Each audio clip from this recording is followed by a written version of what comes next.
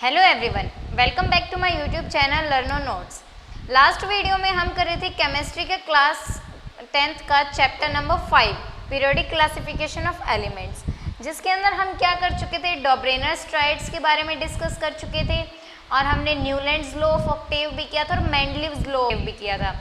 लेकिन उन सभी के अंदर क्या थी, कुछ ना कुछ लिमिटेशंस थी। तो उन लिमिटेशंस को ख़त्म करने के लिए हमारे पास कौन आते हैं, Henry Moseley. Henry Moseley, a young English physicist, showed that atomic number of elements is more fundamental property than its atomic mass.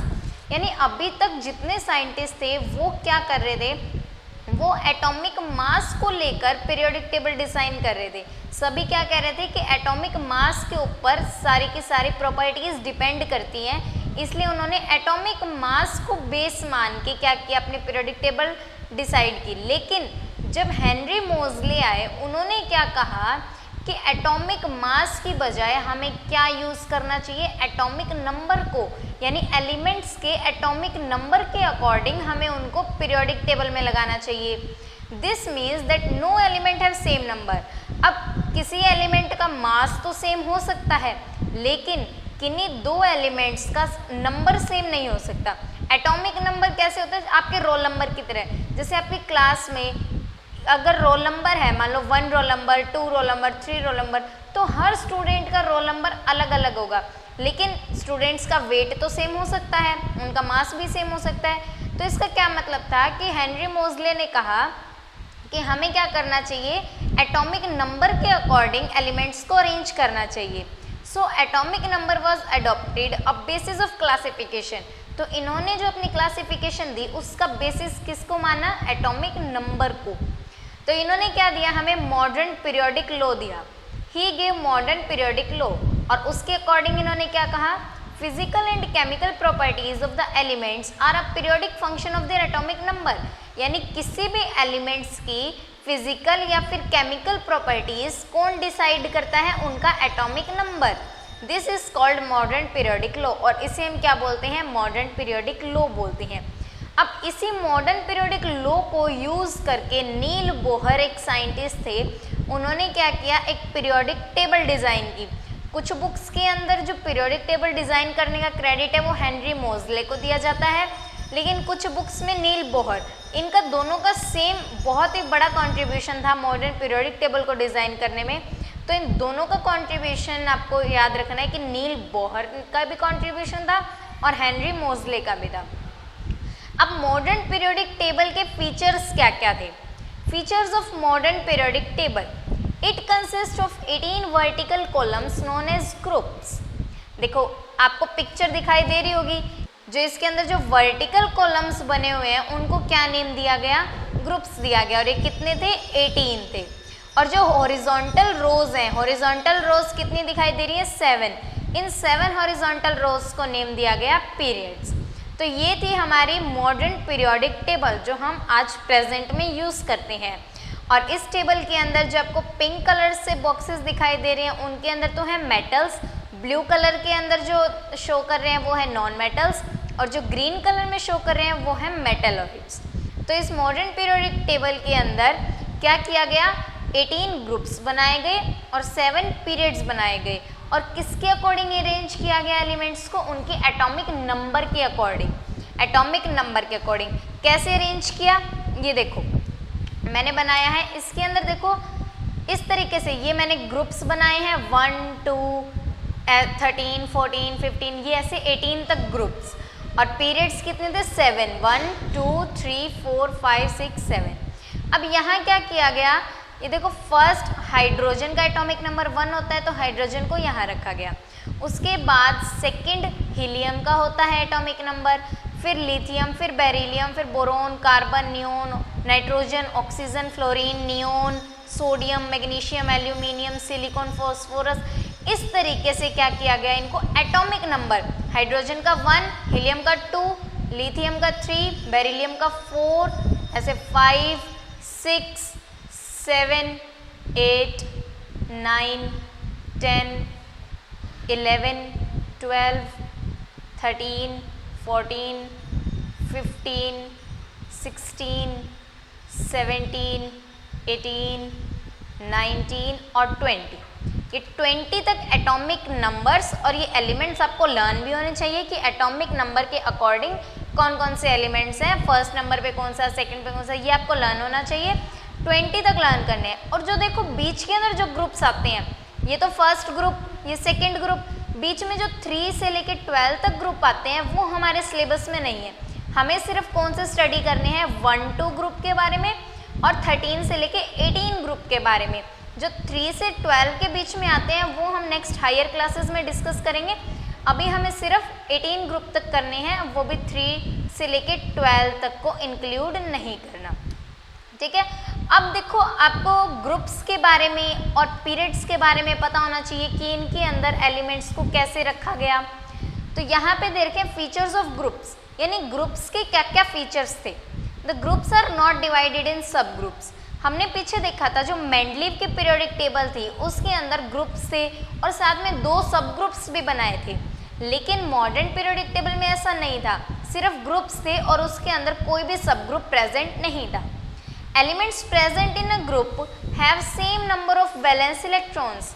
Valence electrons का क्या मतलब होता है कि उनके लास्ट शेल में सेम नंबर ऑफ इलेक्ट्रॉन्स थे। कैसे, देखो कहा है कि एक ग्रुप के एलिमेंट्स जो होंगे उन सभी एलिमेंट्स के अंदर same number of valence electron होगा, यानी उनके लास्ट शेल में सेम नंबर ऑफ इलेक्ट्रॉन होंगे। कैसे, देखो हाइड्रोजन का इलेक्ट्रॉन कितने हैं, 1, हाइड्रोजन का एटॉमिक नंबर 1 है, यानी कि 1 इलेक्ट्रॉन। तो हम बनाते हैं, अगर हम हाइड्रोजन का एटम बनाए तो ये हाइड्रोजन का एटम है, ये न्यूक्लियस, ये फर्स्ट शेल के अंदर कितने इलेक्ट्रॉन आ गया, 1 इलेक्ट्रॉन। लिथियम में देखो, लिथियम का एटॉमिक नंबर होता है 3, तो 2 इलेक्ट्रॉन तो फर्स्ट शेल में आ गए और 1 इलेक्ट्रॉन कहाँ चला गया, सेकेंड शेल में। अब सोडियम का देखो, सोडियम का क्या होता है, एटॉमिक नंबर होता है 11, यानी कि इसके पास कितने इलेक्ट्रॉन्स हैं, 11 इलेक्ट्रॉन्स। तो 2 इलेक्ट्रॉन्स तो फर्स्ट शेल में आ गए, बाकी के 8 इलेक्ट्रॉन्स कहाँ गए, सेकेंड शेल में। और जो 1 इलेक्ट्रॉन और बच गया वो कहाँ गया, थर्ड शेल में। तो अब यहाँ देखो हाइड्रोजन, लिथियम, सोडियम ये सारे क्या हैं, एक ही ग्रुप में लाई कर रहे हैं। और अभी मैंने बताया कि एक ग्रुप में अगर लाई कर रहे हैं तो इनके वैलेंस इलेक्ट्रॉन्स क्या होंगे, सेम। वैलेंस इलेक्ट्रॉन यानी कि लास्ट शेल में इलेक्ट्रॉन सेम होंगे। देखो हाइड्रोजन में 1 इलेक्ट्रॉन है लास्ट शेल में, लिथियम के लास्ट शेल में देखो 1 इलेक्ट्रॉन, और सोडियम के भी लास्ट शेल में कितना इलेक्ट्रॉन है, 1 इलेक्ट्रॉन। तो ये क्या है, ग्रुप की प्रॉपर्टीज होती हैं, ये आपको लर्न रखनी है। Elements in a group have same valency. अब क्योंकि इनके number of electrons last shell में सेम है तो इनकी जो वैलेंसी होगी वो भी सेम होगी। वैलेंसी का क्या मतलब है कि ये कितने इलेक्ट्रॉन्स लूज कर सकता है या गेन कर सकता है। हाइड्रोजन 1 इलेक्ट्रॉन को लूज या गेन कर सकते हैं तो वैलेंसी कितनी है, 1। साथ में लिथियम 1 इलेक्ट्रॉन है इसके लास्ट शेल में, तो इसको क्या कर देगा, या लूज करेगा, तो इसकी वैलेंसी भी कितनी है, 1। सोडियम के लास्ट शेल में भी 1 इलेक्ट्रॉन है तो इसकी वैलेंसी भी कितनी है, 1। यानी ग्रुप के अंदर जितने एलिमेंट होंगे, एक ग्रुप में जितने एलिमेंट्स होते हैं उनकी वैलेंसी क्या होती है, सेम होती है। The number of shells increase as we go down the group. अब देखो जैसे जैसे हम ग्रुप के अंदर नीचे जाते हैं तो वैसे वैसे क्या होता है, नंबर ऑफ शेल्स इंक्रीज करती हैं। कैसे करती हैं, हाइड्रोजन के अंदर देखो 1 शेल है, नेक्स्ट लिथियम के अंदर 2 शेल्स, सोडियम के अंदर 3 शेल्स, यानी क्या कर रही है, नंबर ऑफ शेल्स इंक्रीज कर रही हैं ग्रुप के अंदर। नेक्स्ट क्या पॉइंट है, elements in a group possess identical chemical properties. एक ग्रुप के जितने भी एलिमेंट्स होंगे उनकी प्रॉपर्टीज कैसी होंगी, आइडेंटिकल, यानी कि सेम प्रॉपर्टीज होंगी उनकी। अब प्रॉपर्टीज भी कैसे, देखो इनकी केमिकल प्रॉपर्टीज तो सेम होंगी, सबकी केमिकल प्रॉपर्टीज सेम होंगी, बट जो इनकी फिजिकल प्रॉपर्टीज होंगी वो वेरी कर सकती हैं, यानी कि वो डिफरेंट हो सकती हैं, लेकिन इनकी केमिकल प्रॉपर्टीज कैसी होंगी, सेम। तो ये थे ग्रुप के फीचर्स कि ग्रुप के अंदर जो इन्होंने मॉडर्न पीरियोडिक टेबल में ग्रुप बनाए उनके क्या क्या फीचर्स थे, ग्रुप के अंदर किस तरीके से एलिमेंट्स को रखा और उन एलिमेंट्स के अंदर सेम प्रॉपर्टीज़ हैं या फिर डिफरेंट प्रॉपर्टीज़ हैं, उनकी वैलेंसी कैसी होगी, उनके शेल्स कैसे होंगे। तो ये था ग्रुप्स की टर्म में। नेक्स्ट हमारे पास आती है बात पीरियड्स की, फीचर ऑफ पीरियड्स। पीरियड्स के अंदर कैसे आएंगे, elements of a period do not have same number of valence electrons but they contain same number of shells. Period के अंदर क्या होता है, अब देखो ग्रुप में हमने किया कि यहाँ पे same number of valence electron थे, यहाँ पे भी लास्ट शेल में 1 इलेक्ट्रॉन, इधर भी 1 और इधर भी 1, लेकिन पीरियड्स में क्या होगा, यहाँ पे same number of valence electrons नहीं होंगे। जैसे लिथियम के अंदर एटॉमिक नंबर 3 है, तो लिथियम में अभी हमने देखा लास्ट शेल में 1 इलेक्ट्रॉन। बेरिलियम का अगर हम एग्जांपल लें तो बेरिलियम के अंदर लास्ट शेल में कितने आएंगे, 2 इलेक्ट्रॉन, क्योंकि 2 तो फर्स्ट शेल में आ जाएंगे और 2 लास्ट शेल में, यानी इनका जो वैलेंस इलेक्ट्रॉन्स है लास्ट शेल के वो सेम नहीं होते, बट इनका क्या सेम होता है, नंबर ऑफ शेल्स सेम होती हैं। नंबर ऑफ शेल्स लिथियम में हमने देखी थी 2 शेल्स थी, बेरिलियम में भी 2 शेल्स, और इस पीरियड के अंदर आगे जितने भी एलिमेंट्स हैं उनकी नंबर ऑफ शेल्स क्या होंगी, सेम होंगी। नेक्स्ट क्या फीचर होता है, as the number of valence electrons change on moving from left to right in a particular period there occurs change in their properties. Group के अंदर हमने क्या देखा, केमिकल प्रॉपर्टीज सेम थी, बट पीरियड्स के अंदर क्या होता है, number of electrons last shell के अंदर चेंज हो रहे हैं। यहाँ पे 1 इलेक्ट्रॉन था लास्ट शेल में, बेरिलियम में 2 इलेक्ट्रॉन थे, ऐसे बोरॉन में 3 इलेक्ट्रॉन्स आ जाएंगे। तो नंबर ऑफ इलेक्ट्रॉन्स चेंज होने की वजह से इनकी जो प्रॉपर्टीज हैं वो भी क्या होती है, डिफरेंट होती हैं। The maximum number of electrons is given by 2n²। अब ये क्या है कि एक शेल के अंदर, ये आपने पहले भी पढ़ा है 9th क्लास के अंदर, कि मान लो ये हमारे पास क्या होती है, फर्स्ट शेल को हम क्या नेम देते हैं, K शेल, सेकेंड को L शेल, नेक्स्ट को M शेल। तो फर्स्ट शेल के अंदर कितने इलेक्ट्रॉन्स आ सकते हैं, किसी भी शेल के अंदर नंबर ऑफ इलेक्ट्रॉन्स कितने होंगे, 2n²। 2n² इस फॉर्मूले से, और n का क्या मतलब है कि कौन से नंबर की शेल है। जैसे हम बात करें अगर K शेल की, तो K शेल कौन सी है, फर्स्ट शेल को बोलते हैं, तो यहाँ पे कितने इलेक्ट्रॉन्स आ जाएंगे, 2 × 1² = 2, यानी K शेल में 2 इलेक्ट्रॉन। और फिर L के अंदर अगर हम देखें तो L कौन से नंबर की शेल है, सेकेंड नंबर की शेल, तो यानी n की वैल्यू क्या रख दें, 2, 2 का स्क्वायर 4 × 2 कितना आ जाएगा, ये 8 इलेक्ट्रॉन्स। ठीक है, तो इस तरीके से हम क्या निकाल सकते हैं, इलेक्ट्रॉन्स फाइंड कर सकते हैं कि मैक्सिमम नंबर ऑफ इलेक्ट्रॉन्स कितने होंगे। अब ये तो हमने बात कर ली कि पीरियड्स के फीचर्स क्या हैं और ग्रुप्स के फीचर क्या हैं। अब नेक्स्ट आती है लोकेटिंग पोजीशन ऑफ एलिमेंट्स, कि अगर हमें कोई कहता है कि कोई एलिमेंट है उसका 14 एटॉमिक नंबर है, तो आप बताओ कौन से ग्रुप और कौन से पीरियड में लाई करेगा। तो ये आप कैसे बताओगे, उसकी लोकेशन कैसे बताओगे एलिमेंट की, तो उसके लिए हमारे पास रूल है। सबसे पहले देखो, लोकेशन बताने के लिए अगर आपको पीरियोडिक टेबल में किसी एलिमेंट की लोकेशन बतानी है कि वो कहाँ पे लाई कर रहा है, तो आपको उसके लिए क्या पता होना चाहिए, एक उसका ग्रुप का नंबर कि वो कौन से ग्रुप में लाई कर रहा है, और साथ में क्या पता होना चाहिए उसका पीरियड, कौन से पीरियड में है वो। तो ये दोनों फाइंड करने के लिए हमारे पास क्या फॉर्मूला होता है, देखो पहले हमें फाइंड करना है group number. Group number find करने के लिए क्या फॉर्मूला है, मान लो हमारे पास कोई गिवन है एटॉमिक नंबर जिसका 14 है, और हमें बताना है कि कौन से ग्रुप और कौन से पीरियड में ये लाई करेगा एलिमेंट। कैसे बताएंगे, तो इसके लिए रूल होता है कि अगर किसी भी एलिमेंट के पास वैलेंस इलेक्ट्रॉन्स 1 या फिर 2 हैं, तो वो कौन से ग्रुप में लाई करेगा। अगर 1 उसके पास इलेक्ट्रॉन है, कौन सा इलेक्ट्रॉन, वैलेंस इलेक्ट्रॉन, यानी कि उसके लास्ट शेल में चेक करना है, ये नहीं चेक करना कि टोटल 14 इलेक्ट्रॉन है तो टोटल वो कौन से ग्रुप में लाई करेगा। आपको देखना है उसके लास्ट शेल में कितने इलेक्ट्रॉन, लास्ट शेल में 1 इलेक्ट्रॉन है तो वो कौन से ग्रुप में लाई करेगा, ग्रुप 1 में। अगर लास्ट शेल में 2 इलेक्ट्रॉन्स हैं तो वो कहाँ लाई करेगा, ग्रुप 2 में। ये हमारे पास सिंपल रूल है क्या फाइंड करने का, ग्रुप फाइंड करने का। लेकिन ये रूल किसके लिए है, अगर वैलेंस इलेक्ट्रॉन 1 है या 2 है। अगर वैलेंस इलेक्ट्रॉन्स इससे ज़्यादा हैं, अगर उसके लास्ट शेल में वैलेंस इलेक्ट्रॉन्स 1, 2 से ज़्यादा हैं, तो वो कौन से ग्रुप में लाई करेगा।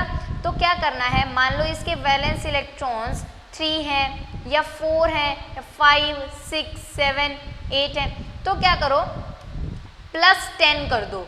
जितने भी लास्ट शेल में वैलेंस इलेक्ट्रॉन है उसके अंदर +10 करो, क्या आ जाएगा 13, यानी कौन से ग्रुप में लाई कर रहा है वो 13 ग्रुप में।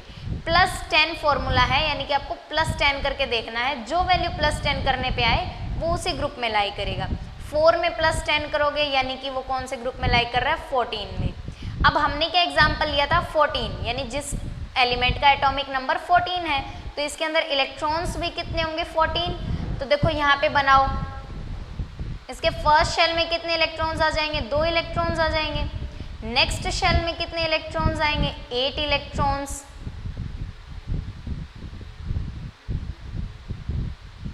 थर्ड शेल में कितने आएंगे 4 इलेक्ट्रॉन्स। अब देखो इसके अंदर ना तो 1 इलेक्ट्रॉन लास्ट शेल में देखना है, लास्ट शेल में कितने इलेक्ट्रॉन्स आए हैं, इसके पास 4 इलेक्ट्रॉन्स आए हैं। तो 4 यानी 1 भी नहीं है 2 भी नहीं है, और अगर 1 या 2 नहीं होता तो हम क्या करते हैं 4 के अंदर क्या ऐड कर देंगे +10 कर देंगे। +10 करेंगे तो किसके कुल आएगा 14, यानी ये कौन से ग्रुप नंबर में लाई कर रहा है ग्रुप 14 के अंदर। ठीक है, तो ये फॉर्मूला होता है हमारे पास ग्रुप नंबर निकालने का कि कोई किस ग्रुप में लाई कर रहा है। अब नेक्स्ट बात आती है पीरियड में। अब पीरियड के लिए कैसे निकालेंगे, अब हमने जो एटॉमिक नंबर हमें दे रखा था एक एलिमेंट का 14, ये हमारे पास एटॉमिक नंबर गिवन था, हमने ये तो बता दिया कि ये कौन से ग्रुप में है, लेकिन हमें इसका क्या बताना होगा प्रॉपर लोकेशन बताने के लिए इसका पीरियड नंबर भी बताना होगा। तो वो कैसे बताएंगे, अब ग्रुप के लिए तो हमने देखे वैलेंस इलेक्ट्रॉन्स कितने हैं, ग्रुप जब भी फाइंड करना हो तो देखना होता है वैलेंस इलेक्ट्रॉन्स कितने हैं, और पीरियड जब भी फाइंड करना हो तब हम देखते हैं नंबर ऑफ शेल्स कितनी है। नंबर ऑफ शेल्स, जितनी नंबर ऑफ शेल्स होंगी उतना नंबर उसका पीरियड का होगा। फॉर एग्जाम्पल देखो 14, अगर जो हमने अभी एग्जाम्पल लिया था जिस एलिमेंट का एटॉमिक नंबर कितना है 14, तो इसकी इलेक्ट्रॉनिक कॉन्फ़िगरेशन क्या होगी, फर्स्ट शेल के अंदर 2 इलेक्ट्रॉन्स, सेकेंड शेल में 8 और लास्ट जो थर्ड शेल होगा इसमें 4। तो यहाँ पे कितनी शेल्स प्रेजेंट है 1 शेल 2 शेल और 3 शेल्स, यानी कि ये कौन से पीरियड में लाई करेगा थर्ड पीरियड में। यानी अगर किसी का पीरियड नंबर निकालना हो तो क्या करो नंबर ऑफ शेल्स काउंट करो, तो नंबर ऑफ शेल्स किसके इक्वल होती है उसके पीरियड नंबर के इक्वल। ठीक है, तो इस तरीके से हम क्या कर सकते हैं किसी भी एलिमेंट की पोजीशन को लोकेट कर सकते हैं किसके अंदर मॉडर्न पीरियोडिक टेबल के अंदर। तो ये थे हमारे आज के टॉपिक्स, और इसके नेक्स्ट जो टॉपिक है वो है trends in modern periodic table, वो हम अपने नेक्स्ट वीडियो में डिस्कस करेंगे। If you have any doubt regarding this topic then you can ask in the comment box. Thank you.